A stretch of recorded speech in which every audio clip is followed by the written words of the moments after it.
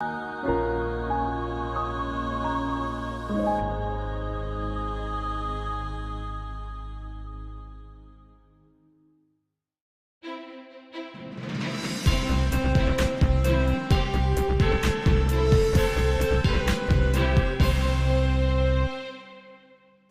everyone, welcome back. This is another episode of Decoding Wealth. I am your host, Daniel Duhart.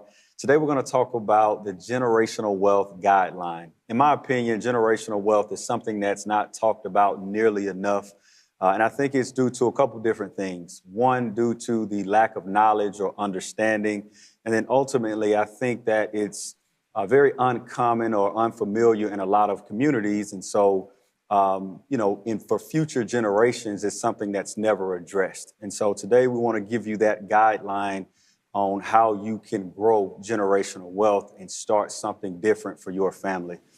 Today I have a very exciting guest, somebody that I was really looking forward to being a part of this. I call him the young generational wealth guru. He's someone that's very knowledgeable about the topic, and I knew that he would be perfect for it. So at this time, I want to introduce my guest, Mr. Justin Brown. Justin, how are you? I'm good. Thank you for having me. Thank you for joining me. I could tell that this was a topic that you were excited about. Before I even told you when it was, you said yes. You were ready to talk about generational wealth. So, absolutely. Before we dig into the weeds and really talk about generational wealth today, man, if you will, just take a few moments and introduce yourself. It's pretty simple. Just as Daniel said, my name is Justin Brown. Grew up here locally in Georgia in Clayton County. Went to Lovejoy High School. Went ahead off to South Carolina for college. Went to a small HBCU there. Did my 4 years there. Studied finance and communications. Played not professional, but played college football. Right. Went ahead and tried to pursue the professional route. Yeah. I had my time, I had my fun, but I guess it was just time to shift into finance and the finance industry. So that's how I pretty much came aboard as the young generational wealth guru, as you mentioned. Right. And that's just, a small little background about myself. Absolutely. So, one of the things that I will say, man, I have to say hats off to you, because for someone that's your age, 35 and under, I think it's very rare to see someone that passionate about generational wealth. I know with a lot of people that I know, typically that light bulb doesn't come on until later in life. So it's interesting and to see someone your age to really want to push that initiative. So to start from a basic overview, what does generational wealth mean to you? I personally believe it's two key components. One of those key components being freedom. Right. And I believe the second component is legacy. I don't believe you can have generational wealth without either or. Okay. And I don't believe you can have one without the other. Right. So I believe those are the biggest key components in defining what generational wealth means. Makes sense. And, of course, with us being close friends, I know a lot of the things that you're doing in the community, and I know that it's something that you're really, really passionate about. So when it comes to, teaching people and helping people implement generational wealth, where does that passion come from? Where did that spark from? Probably, I would probably say that came from a place of it not being implemented into me when I was younger. Okay. So, you grow up and you see things that you don't have or see things that you're not getting. And once you obtain the knowledge on the things that you weren't getting, it's always important to implement it back to those same communities and environments that you weren't getting it from. So that passion and that hunger to want to be able to show people and teach people how simple and pretty much how easy it is to obtain generational wealth came from not having someone teach it to me. Right. And I can relate to that in so many ways because, with me being, of course, in the same industry, I can truly say that, just in the last few recent years is when I really grasped the understanding of generational wealth. Right. Growing up, it wasn't anything that I heard of, whether it be from grandparents, my parents, aunts, uncles, or anything like that. That topic just was never brought up. Mm-hmm. And so I think that now being in this industry, I have not only learned more about it, but I've been fortunate enough to talk with individuals that have benefited from it. And so when you really understand generational wealth and how it can change the dynamic of someone's future, it's really powerful. You know, I Right. have one client that I deal with that, you know, they benefited from it in a way to where the grandparent, when they passed away, they left him and his sister $250,000 apiece. And so what it allowed him to do was jumpstart a business that is now 10 plus years in and really successful, Right. just off, you know, his grandparents considering and thinking about generational wealth. Also had another client that he pretty much same situation, but his parents funded an account when he was young. And so when he was of age, I think in his middle 20s, he received pretty much almost like an annual salary Right. every Yep. year for 10 years. And it really jump-started him to be able to start a business. He was able to make a decent size down payment on his home and do some other things, pay for a wedding, so on and so forth. So when you really understand how it can change someone's future, you know, it's something that you want to implement in your family, and hopefully you can set that precedent so that now your kids and grandkids can do the same thing. I think it all stems from knowing and not knowing. Right. You know, when I was growing up, me and all my friends and even my family, we always thought, you know, wealth was created by luck. Right. Someone lucked up and Right. now the whole family's Right. good. Instead of understanding that there are systems and systematic principles in place that are easy to implement into anyone's household and family that will literally set you up for generations to come. So I believe, you know, that's really the reason why I do what I do, if you want to put it like that, simply because it's just stems from knowing and not knowing, and goes to the phrase, you know, if you knew better, you would do better. Right. So, yeah, and I think too, like you said, sometimes it's just a matter of seeking help, and for you to realize that it's actually a little more simpler than you would think. right. But it's just one of those things, because you don't know about it, you kind of shy away from it and you just never address it. So, and we'll dig into a couple of the different principles or strategies and how you go about advising clients as the episode goes on. But those were a lot of great points that you made. Now, I do know, again, from following you on social media and knowing you personally, you're doing a lot of things around speaking engagements and also doing a lot of marketing on your social media to reach that audience, whether Right. it is that younger demographic of people 35 and under or 35 and older. So just talk to us a little bit about some of the things that you're doing in the community around just speaking engagement and some of the marketing. Speaking engagements, very important, especially in the times that we live in, whether it's social media or a person via Zoom or something like that. That is one of the best ways to connect with individuals, especially now. I believe everyone is coming to the realization that this is the age of information. Absolutely. And Absolutely. you know, the more information that I can obtain, then it's just left up to me to do something with that. So for speaking engagements, we try to do 2 per month at minimum. What happens is we reach out to churches, nonprofits, and certain organizations, whether that be major companies and corporations. Right. And what we do is we host lunch and learns. So, you know, nobody's going to turn down lunch, right? Yeah, yeah. So what we do is we buy lunch for, this group of people, these group of individuals, and we just go in and do teachings. Sometimes it might be a 1 lesson type of thing, or then, we could even make it a little extensive. I believe we have a 6 to 8 part series where we really go deep into detail and break it down. So for speaking engagements, that's kind of what we do. Marketing purposes, we always want to inform people and stay top of mind. Mm-hmm. So what we do is every day we're posting on social media content, different flyers, whether that be informational type of things or even things where people can interact with us. So we don't want to just flood you with information. We want to get your opinion. What do you want help on? Right. What would you like to learn about? Things of that nature.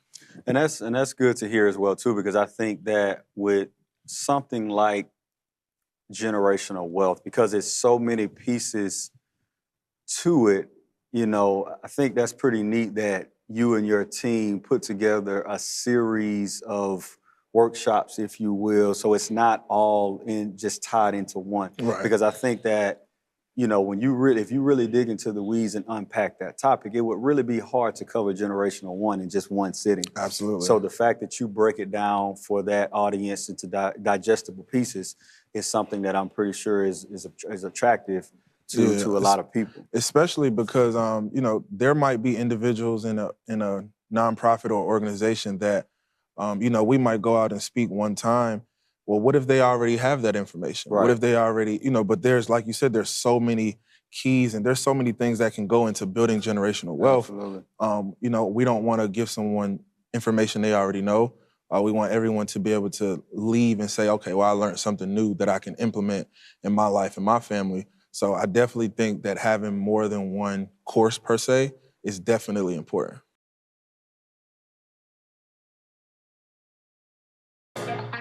What's up, everybody? This is Jason Claiborne, and you're tuned in to Tea and Worship with my sister Mignon and my brother Chris and Corey on Hope TV. Father God, who is Chris? Did I make up a name? You said 3 hoes. He You said 3 people. Chris, where you at, Chris? Chris. Let's do it again. Oh my God. What's up, everybody? This is Jason Claiborne, and you're watching Tea and Worship with Mignon and Corey on the Hope TV. All right, I don't know where Chris came from. Bless all the Christians in the world right now.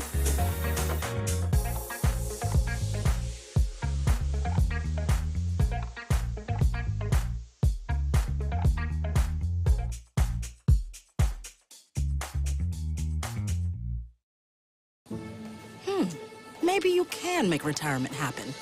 After all, you made her college years happen. Opening that education savings account when she was little. Spearheading a campus tour. And another, and another, and another, and another. Bam! Deciphering financial aid. She was like, what? Well, now she's like, you aced planning for college. Now get the tips you need to get on track at aceyourretirement.org. You all know him, my boy, Will Smith. His tone is a very conversational tone, and he has the ability to be a storyteller because he is a, actor. And so this book was more of a page turner. I really enjoyed hearing and listening to him narrate the book.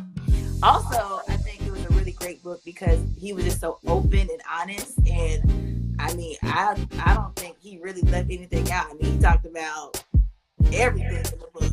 And I just want to throw this out there, that this is basically one of my favorite memoirs. And you know how I feel about the other book that I have read.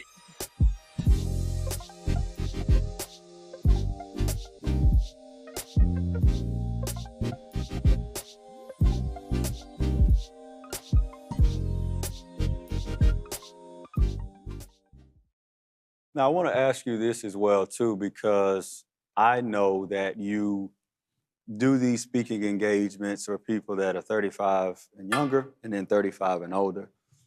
Do you notice a different, or do you have to take a different approach when you're speaking to that group that's under 35 as opposed to older, or is it pretty much all of the same information? I would probably say same information, different approach. Okay.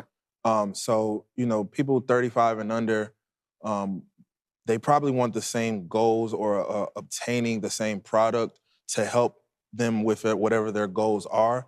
But, they might want a different approach about things. So, people who might be 35 and older might just want information, break it down, or just give me the numbers, right? What does this look like? What can this do for me?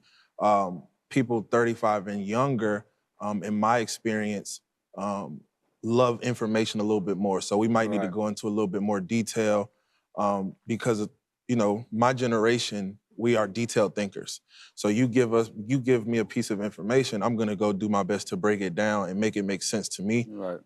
So in my experience, people who are 35 or older might be a little bit more concerned with numbers and outcome versus people who are 35 and younger are a little bit more guided towards the breakdown of the information. Okay. So same information, just different approaches as far as deliverance. Right.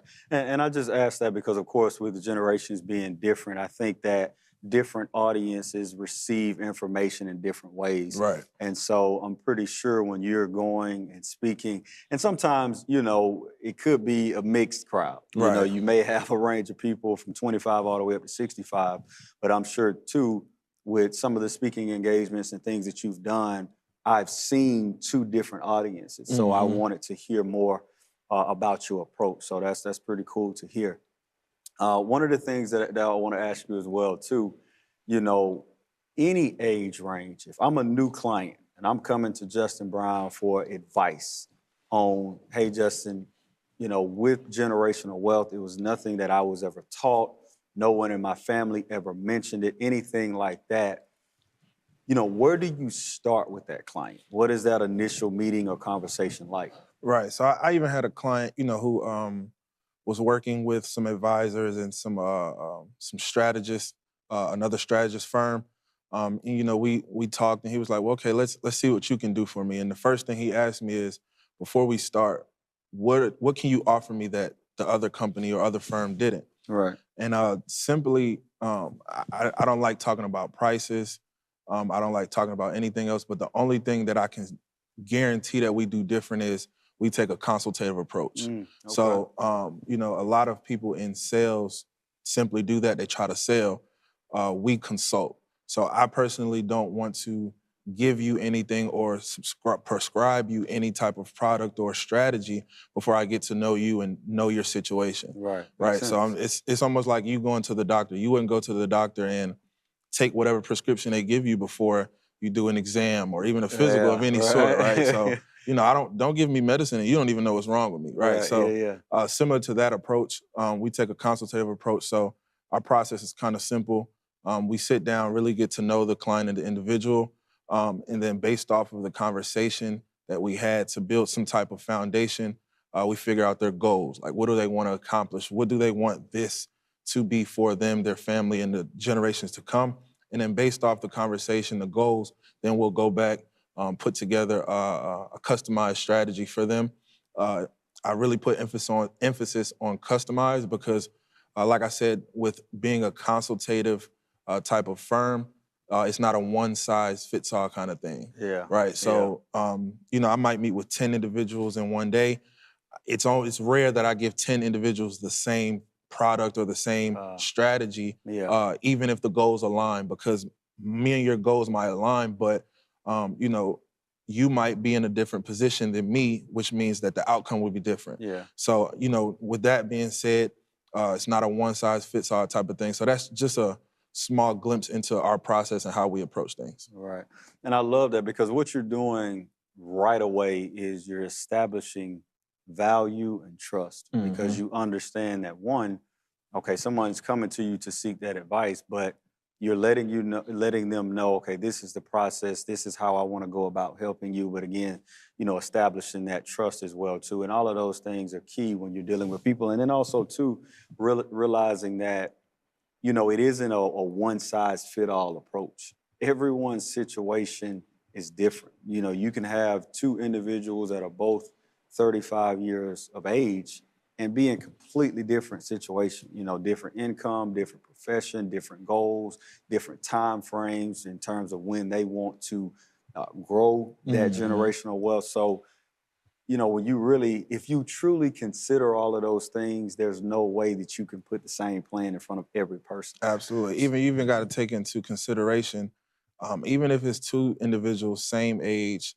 same income range, they're two different people. Yeah. Right? So, you can't just stick them with whatever or stick them with what you stuck with the last person because this is a totally different person. Yeah. Right? So he might think totally different. He might break information down totally different. So that's why a consultative approach, I personally believe, is the reason we get the best results. Right, right. And I've seen, some of the things that you've done, of course, and I know that typically, once you sit down with a client and you get that upfront information, it's typically 2 tiers or categories that you put clients into, or sometimes it could be a hybrid of the 2. Mm-hmm. So, you know, what are those 2 categories or 2 strategies, pertaining to generational wealth? How do you section it off? Right. So 2 strategies that are very important that I find that a lot of our clients really like after we sit down and get all information that we need. One will help you build and obtain your legacy planning. Okay. Right. So whatever that may look like for you could be different. But once you kind of tell me, hey, this is what I want to accomplish, one of the most popular things is the legacy planning. And then the second one will allow you to leverage compound interest. A lot of people understand compound interest and how it works. And there's even a quote, either it works for you or you work for it. Those are the 2 most popular and strategies that we use. Legacy planning, the first one, really just secures your legacy pretty much. So whatever that looks like for you, that could be a dollar amount, that could be a picture painted in your head and you kind of explained it to me. What we do is we go out and we put together a strategy so that you can obtain that. Mm-hmm. In turn, it really, those 2 strategies, especially together, allow you to do what I like to call, which is build wealth while you buy it, or buy wealth while you build it. So it allows you to lock in whatever legacy you want for the future generations. And then it allows you to build assets while you're, here and alive and you're thriving. So it allows sort of like a 2 bird, 1 stone kind of thing. Okay. So let's break down those 2. When you say right now we're just going to talk about legacy planning, name 2 or 3 key components of the benefit of going, just that legacy planning route. I believe that the number 1 benefit is it allows you to lock that in regardless, right? Okay. So a lot of people view generational wealth as something that almost like as an earned income, right? So if I don't earn a certain amount of income, I can't secure my legacy that I want to build. This in turn allows you to lock in that legacy no matter what, right? So that will be the first benefit. The second benefit will probably be similar to the first one, but it allows you to kind of take the pressure off. Like being able to obtain wealth and things of that nature adds a lot of pressure onto certain individuals. So one, it definitely takes the pressure off because it's like, okay, I can go out and put a plan together that will allow me to obtain what I want, especially because I've already got my legacy locked down. Like we're good. So that would be the second one, in my opinion. The third one is each legacy planning that we do comes with living benefits. So, a lot of people don't like to talk about generational wealth or legacy planning because it usually has something to do with someone after them. Yeah. Right. And I can understand. I'm a little selfish myself. So I definitely understand. But it definitely, I believe we are one of the best firms when it comes to that because we want to make sure that the legacy and generations behind you are good. We also want to make sure that you're good as well. Yeah. So we give them benefits or give them a plan that will allow them to obtain certain benefits while they're alive.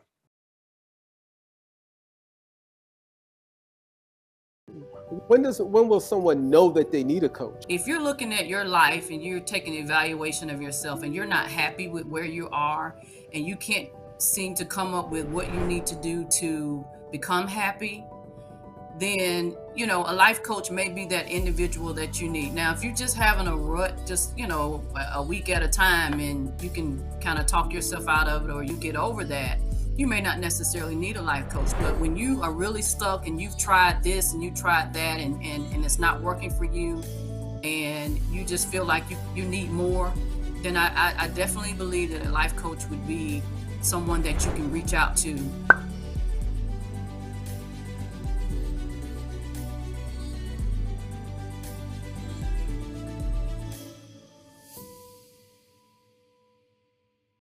The family's visit to the forest inspired a beautiful question. Mother, mother, am I a tree? You tell me to stand tall. You tell me to stay rooted. I think I am a tree.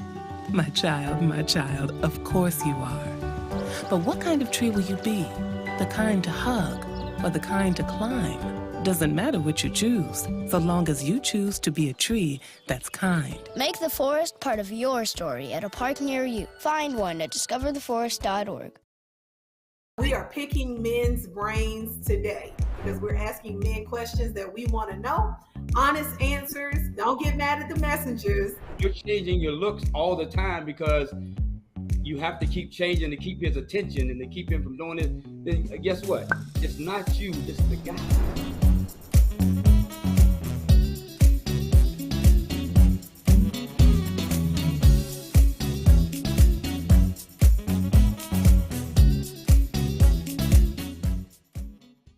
So then on the other side of that, where you said leveraging compound interest or leveraging the assets that's within your estate, highlight some of the benefits of that particular strategy. 2 or 3 major benefits and key components that a lot of our clients like is it allows you to live a tax-free lifestyle. Okay. So it reduces your tax liability and it allows you to withdraw funds and even grow your funds at a large interest rate tax-free. So this may be for the people that may be a little bit more selfish. They want to benefit some stuff along the way. Right. Absolutely. I got a few of these. So. Right. So, but yeah, this one of the key components is it allows you to live a tax-free lifestyle. The second one that I believe is best is your money can grow at a large interest rate, if you will. One of the carriers that we work with, and for compliance reasons, I won't go into details about it, but one of the carriers that we work with, they have what's called an index lock feature. So, you know, I might want my money to grow at just an easy 8%, right? You might want your money to grow at 12. You might be a little bit more aggressive in your approach. This carrier is the only company that allows you to go in and set what you want your money to grow at. It's a game changer. Okay. So that's probably the second key component that our carriers love, or our clients love, I would say.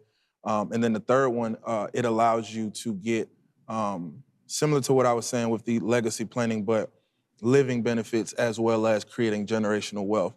So almost, again, like a 2-bird, 1 stone kind of thing, really just allows you to leverage a lot in one particular strategy. Okay, makes sense. And last question, you know, I do know you have clients to where it may make sense to do a combination of the two. So when do you typically see that as a fit, or what would really be the benefit of doing both a legacy planning strategy and leveraging the assets within your estate? Well, it really just depends on that person and the type of individual that they are. You know, you have some people who come to us and say, hey, I just want to build while I'm here. They're not really concerned about what's to come after them. So we don't want to prescribe them legacy planning, where planning a legacy isn't really their preference right now. They're not right now. Right. So the only time that I would prescribe both is if someone wants to leverage legacy planning as well as understanding compound interest and how it can work for them. I have a client who, she's only about 26 years old. And just to kind of put things into perspective for you, she only makes around $45,000 a year. But by the time she retires, she's going to have at least $1.5 million in cash. Wow. So, you know, she doesn't have loads of expense or money to blow away, but she's strategically able to grow based on compound interest. So that goes back to why I go and do speaking engagements, is because you don't have to be rich or to be wealthy, right? So that's the type of plan. She even went into deep detail about wanting to set up a legacy. So we set her up a legacy as well and did a 2-bird, 1 stone kind of situation. Wow. Okay. Well, man, I will say I really appreciate you for laying the foundation. If you will, man, I want to bring you back for a part 2, because I think that the audience can probably tell there's so many different things or additional ways that we can unpack this even further. And so, if you will, man, I want to really go into a part 2 of this and bring you back to really go into and highlight and get more specific about some of those benefits. So for those that are watching, you know, be on the lookout for part 2. You really don't want to miss this, because then he's really going to get into that guideline for generational wealth and the actual action steps that you need to take to accomplish that. Again, generational wealth is really, really important. And I think that it's something that everyone should at least have a base understanding of, get that education so that you can start something in your family that will benefit generations to come. Justin, man, thank you so much for joining the show. Thank you for having me. It definitely will be a part 2. As always, thank you all for joining, and we'll see you on the next episode of Decoding Wealth.